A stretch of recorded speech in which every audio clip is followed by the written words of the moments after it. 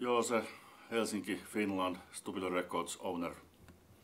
Yeah, well, I came here for the first time in 1987 with Billy Bragg and Kadotettu Finnish band. They had some kind of a peace festival thing going on in Linnahalli. And I made friends during that tour. We then later on went with Billy Bragg and his Finnish band. We went on to Moscow to continue with the gigs, but here I met for the first time Villu Tamme and also the guys from Röövel Ööbiku, and made friends with them, and after that I started keeping contact with Tallinn and Estonia, and since that, you know, I've been into Estonian music scene.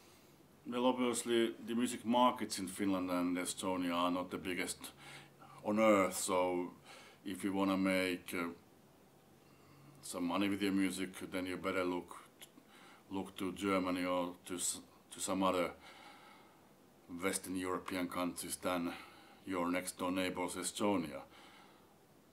I think that's the main reason.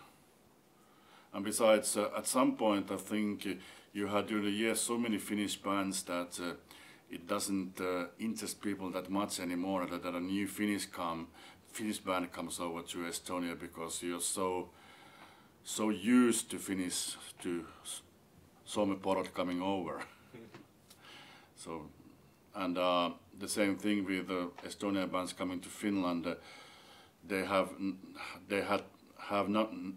to compete nowadays with any other foreign band. It doesn't actually help you. Maybe only with the estophile people, Eesti-fännit. Nende kanssa siis voi olla, että siis on he asia, kui bändi tulee Eestistä, aga siis teisille ihmisille siis se on se ja sama siis, kuin se on internationaalinen bändi vai eestiläinen bändi, siis se on se sama competition.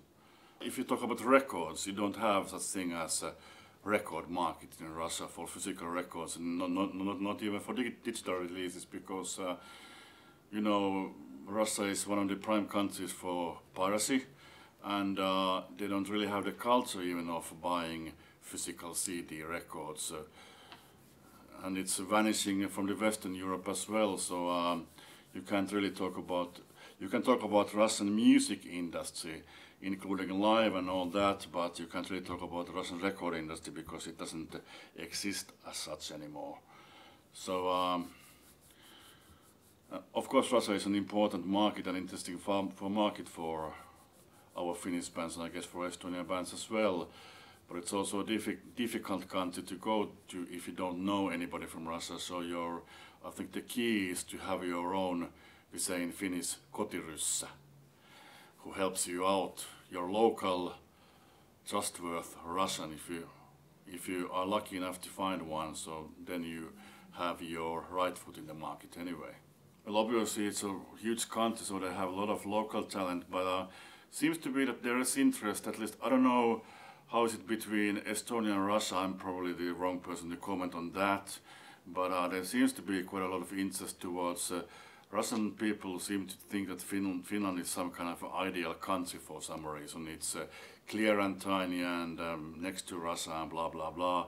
So in general they seem to like Finns a lot, even than we do like the Russians, even more than we do like the Russians. So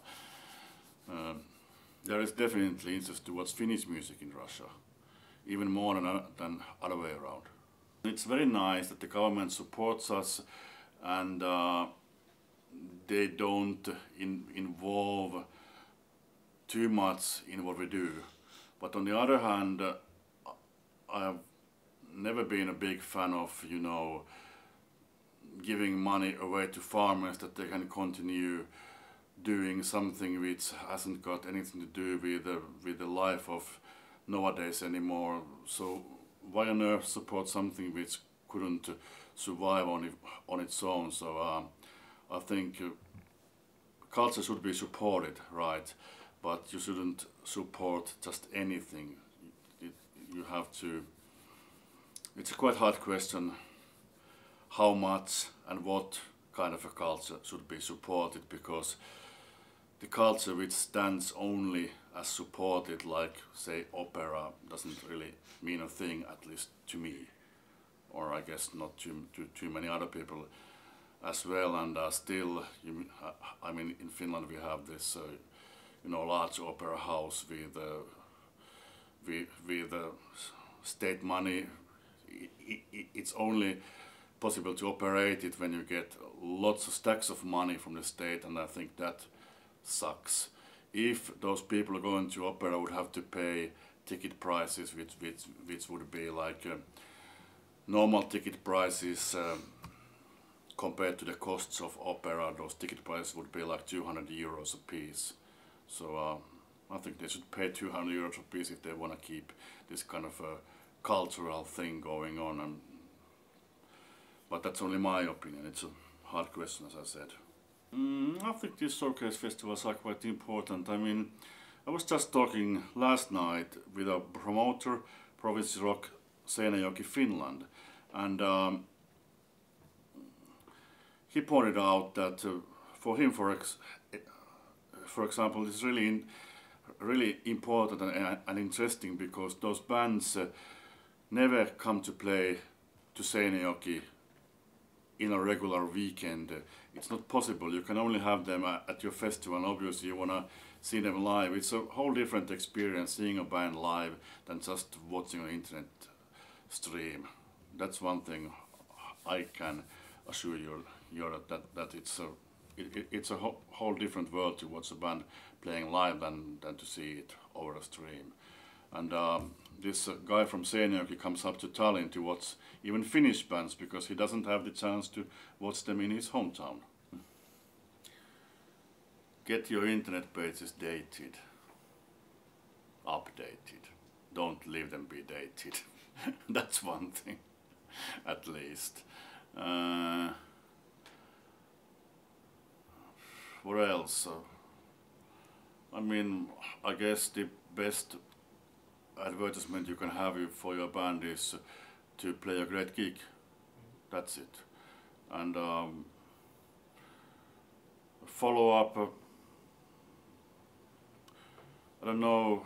Sometimes it seems to be that when you do a showcase festival, you build everything on the day you are going to be on the stage, and when it's over, and there's not enough follow-up. I mean, probably I'm bad at that as well, but don't do as I do as I say. Try to do some kind of a follow-up with the people you have been connected to. I do it too little time, too much to do.